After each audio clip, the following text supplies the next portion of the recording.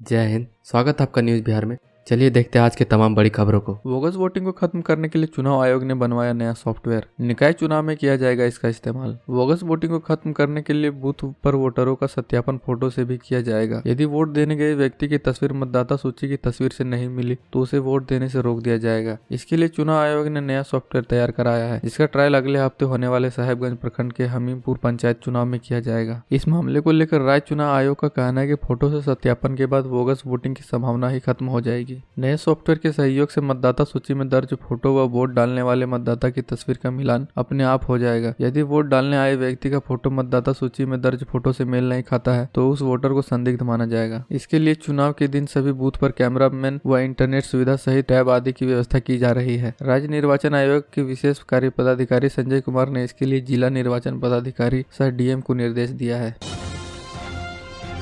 पटना में एक दिन में हुई 5000 से अधिक शादियां, शाम होते ही लगने लगा जाम, फंसी रही गाड़ियां। पटना में शुक्रवार को करीब 5000 से ज्यादा एक दिन में शादी हुई। शहरी क्षेत्र में हुई एक दिन में इतनी अधिक शादियों का सीधा असर ट्रैफिक व्यवस्था पर पड़ा। शाम होते ही शहर की लगभग सभी प्रमुख सड़कों पर जाम लग गए। इसके कारण वाहनों की लंबी कतारें लगने लगी। राजीव नगर में आम दिन में भी जाम की समस्या रहती है, लेकिन शादी को लेकर बारात आगमन में स्थिति और भी खराब हो गई। शाम 5:30 बजे से 7:30 बजे तक पूरा चौराहा वाहनों से पैक हो गया था। इसी दौरान तेज गति से आ रही एक मालवाहक टेम्पू सड़क पर बनाए गए ब्रेकर पर उछलने के कारण पलट गई और चालक चोटिल हो गया। लोगों ने किसी तरह टेम्पू को सीधा किया और फिर सड़क के बिखरे सामान को हटाकर आवागमन को सुचारू बनाया।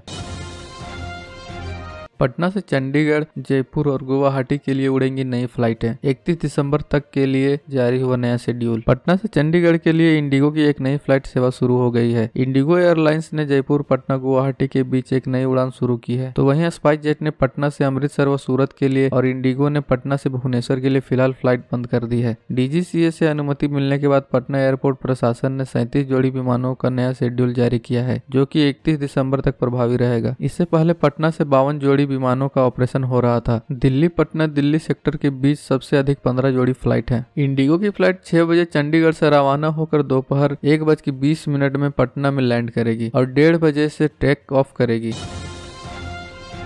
छापेमारी करने समस्तीपुर पहुंची वैशाली पुलिस पर हमला, AK-47 लूटा और 2 पुलिसकर्मी जख्मी। अपराधियों की गिरफ्तारी के लिए समस्तीपुर में छापेमारी करने पहुंची वैशाली पुलिस पर स्थानीय लोगों ने हमला कर दिया और उनके AK-47 लूट लिए। सूत्रों के अनुसार हमला में 2 पुलिसकर्मी जख्मी होने की सूचना मिली है। यह घटना मुफस्सिल थाने के सोनवर्षा चौक के समीप शुक्रवार की देर की शाम की है। सूत्रों का कहना है कि समस्तीपुर छापेमारी करने आई वैशाली पुलिस के जवानों पर लोगों ने हमला कर दिया। इसमें 2 पुलिसकर्मी गंभीर रूप से घायल हो गए। उन्हें सदर अस्पताल में भर्ती कराया गया। लोगों ने पुलिसकर्मी का 2 मोबाइल और AK-47 भी लूट लिए। सूचना पर पहुंची पुलिस ने मामले की जांच की। बताया जाता है कि वैशाली से 6 पुलिसकर्मी छापेमारी करने मुफस्सिल थाने के सोनवर्षा चौक के समीप आए थे। एक दुकान में बैठने के दौरान कुछ लोगों ने हथियार देख बदमाश समझ हमला कर दिया। इसमें मंजूर अली और प्रियतम कुमार पुष्पम जख्मी हो गए। उन्हें इलाज के लिए अस्पताल में भर्ती कराया गया है। प्रभारी SP अमित कुमार ने बताया कि वैशाली के 6 पुलिसकर्मी आए थे। कुछ लोगों ने मारपीट की है और साथ में AK-47 भी लूट लिया गया है। खगड़िया में घूसखोर दरोगा को किया गया गिरफ्तार। केस के नाम हटाने के लिए रिश्वत लेने का ऑडियो भी हुआ था वायरल। घूस लेने के आरोपित मोरकाही थाना के दरोगा शंकर पोद्दार को गिरफ्तार कर लिया गया है। दरोगा शंकर पोद्दार के विरुद्ध भ्रष्टाचार निवारण अधिनियम 7A के तहत प्राथमिकी दर्ज की गई है। गिरफ्तार दरोगा को भागलपुर में विशेष अदालत में भेजने की कार्रवाई की जा रही है। गुरुवार को घूस लेने का ऑडियो भी वायरल हुआ था। ऑडियो वायरल होते ही SP अमितेश कुमार ने DSP को जाँच के आदेश दिया। DSP मुख्यालय रंजीत कुमार सिंह की जाँच रिपोर्ट मिलते ही SP ने प्राथमिकी दर्ज करने का आदेश दिया। सदर इंस्पेक्टर पवन कुमार सिंह ने दरोगा शंकर पोद्दार के विरुद्ध भ्रष्टाचार अधिनियम के तहत प्राथमिकी दर्ज कराई। मोरकाही थाने में पदस्थापित दरोगा शंकर पोद्दार की जेल में बंद कैदी अंजनी कुमार से मोबाइल में बातचीत का ऑडियो वायरल हुआ था। वायरल ऑडियो में दरोगा शंकर केस में बचाने के लिए रुपए मांग रहा है। दरोगा द्वारा केस डायरी में मदद करने की बात कही जा रही है। हालांकि यह बातचीत अभियुक्ति अंजनी कुमार के जेल जाने से पूर्व का बताया जा रहा है।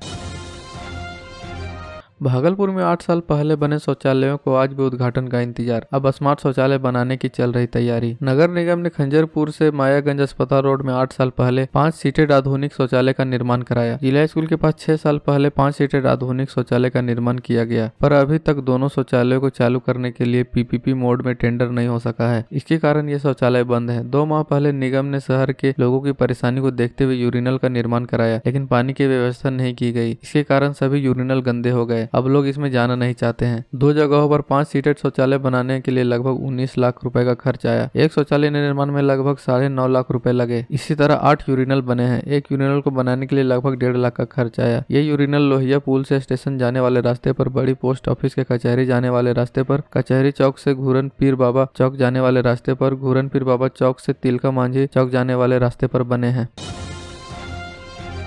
भागलपुर में लालू यादव के स्वस्थ होने के लिए एक पैर पर तपस्या कर रहा यह शख्स रिहाई के लिए भी की थी पूजा। आरजेडी सुप्रीमो लालू प्रसाद यादव की किडनी का ऑपरेशन 5 दिसंबर को सिंगापुर के अस्पताल में किया जाएगा। यूं तो लालू यादव के देश विदेश में कई चाहने वाले हैं। उन्हीं में से एक है रजत प्रदेश कार्य समिति सदस्य महादेव टीकर निवासी रमेश प्रसाद रमन। अगर इन्हें लालू यादव का जबर फैन कहा जाए तो इसमें कोई दो मत नहीं है। दरअसल लालू प्रसाद की सेहत के लिए रमेश प्रसाद रमन हठ योग के लिए शिव आराधना में लिप्त है। राजद प्रदेश कार्य समिति सदस्य महादेव टीकर रमेश प्रसाद रमन राजद सुप्रीमो लालू यादव के सफल ऑपरेशन व शीघ्र स्वास्थ्य लाभ करने के लिए हठ योग की शिव आराधना में लिप्त। उन्होंने उनके सिंगापुर जाने के पहले उनसे पटना में मुलाकात कर उनका आशीर्वाद भी लिया था। वे एक स्थानीय शिव मंदिर में एक पैर पर खड़े होकर उनके ऑपरेशन के दिन तक आराधना करने का संकल्प पूरा कर रहे हैं। बताते चले कि पहले भी उनकी जेल से रिहाई के लिए भी इस हठ योग का सहारा लिया था।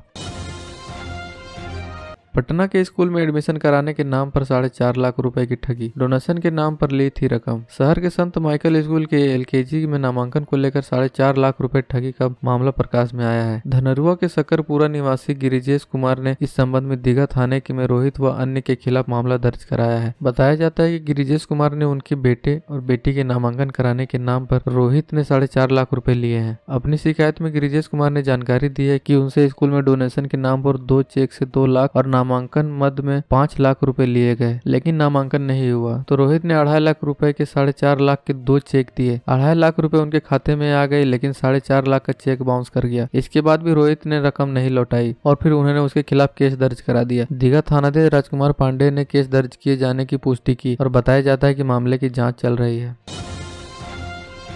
सुरेश रैना अब नवादा के खिलाड़ियों को देंगे क्रिकेट ट्रेनिंग, बन रही विश्व स्तरीय मॉडर्न पर क्रिकेट एकेडमी। शिक्षा जगत में नवादा की पहचान बना मॉडर्न शैक्षणिक समूह खेल जगत में भी नया आगाज करने जा रहा है। मॉडर्न की अत्यंत महत्वाकांक्षी परियोजना मॉडर्न क्रिकेट एकेडमी विश्व स्तरीय सुविधाओं एवं सेवाओं से सुसज्जित एक ऐसे क्रिकेट कोचिंग संस्थान का शुभारंभ किया जा रहा है, जिसमें बिहार के क्रिकेट प्रतिभाओं को विश्व स्तरीय कोचिंग व इंफ्रास्ट्रक्चर मुहैया करवाकर उन्हें राष्ट्रीय व अंतर्राष्ट्रीय स्तर के मुकाबलों के अनुकूल तैयार किया जाएगा। अपनी सुविधाओं एवं व्यवस्था स्तर के अनुसार यह बिहार का सर्वश्रेष्ठ निजी क्रिकेट कोचिंग संस्थान होगा। इसके पास अंतर्राष्ट्रीय मानकों पर खरा उतरने वाला विस्तृत खेल मैदान के साथ साथ अंतर्राष्ट्रीय स्तर के कोच, स्पोर्ट स्टाफ एवं कोचिंग इक्विपमेंट आदि उपलब्ध होंगे। मॉडर्न शैक्षणिक समूह के निदेशक डॉक्टर अनुज कुमार ने कहा कि नवादा प्रारंभ से ही राष्ट्रीय अंतर्राष्ट्रीय खेल प्रतिभाओं की खान रहा है। अंतर्राष्ट्रीय फुटबॉल खिलाड़ी मेलावल हो, वर्तमान में क्रिकेट का चमकता सितारा ईशान किशन हो, अंतर्राष्ट्रीय रग्बी खिलाड़ी आरती कुमारी, हैंडबॉल की खुशबू कुमारी आदि इसके जीते जागते सबूत हैं। हमारा सपना है कि नवादा की धरती पर खेल कर ही नवादा के दूसरे ईशान किशन निकले।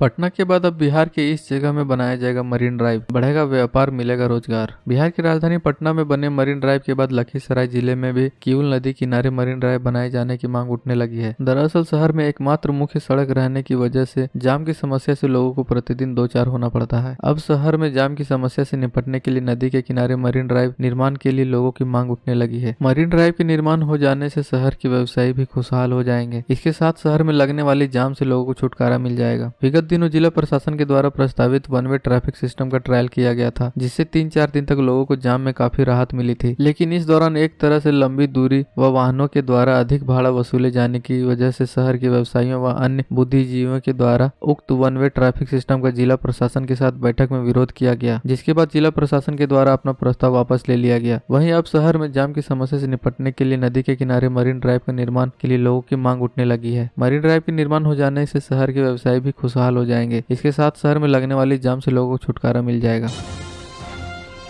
भागलपुर के ईसा कचक में बीच सड़क पर फायरिंग और बमबाजी, आधा दर्जन जख्मी, आरोपी गिरफ्तार। बिहार के भागलपुर के ईसा कचक थाना क्षेत्र के ईसा कचक पानी टंकी के पास शुक्रवार की देर शाम बीच सड़क पर बमबाजी की गई। विस्फोट में आधा दर्जन लोग घायल हो गए। घटनास्थल के पास गैस सिलेंडर भी था, जिसमें कुछ नहीं हुआ। मौके पर पहुंची ईसा कचक पुलिस ने बम के अवशेष को जब्त कर आरोपी को गिरफ्तार के लिए छापेमारी शुरू की। देर शाम मुख्य आरोपित कैला यादव को उसके घर से गिरफ्तार कर लिया। पानी टंकी के पास घनी आबादी के बीच कई दुकान है। दुकान में ग्राहकों की भीड़ थी। स्थानीय लोगों के अनुसार ईसा कचक व्यायामशाला गली का रहने वाला कैला यादव बाइक पर सवार होकर इस मार्ग से गुजरा। बाइक कैला यादव चला रहा था, पीछे दूसरा अपराधी बैठा था। उसने सड़क पर बम पटक दिया। बम फटने के बाद भगदड़ मच गई। रास्ते में बम फटने से आधे दर्जन लोग मामूली रूप से घायल हो गए। इस धमाके में घायल अधिवक्ता मुकेश कुमार मिश्रा ने बताया कि घर से बाहर निकलकर रोड पर खड़े थे, अचानक मेरे सामने बम पटक दिया गया। मेरे पैर व सिर में बम का छींटा लगा। वहीं दुकानदार आनंद मोदी ने बताया कि बम जिस जगह पर पटका गया वहां पर मेरा गैस सिलेंडर रखा हुआ था। सिलेंडर पर बम फटता तो बड़ा हादसा हो सकता था।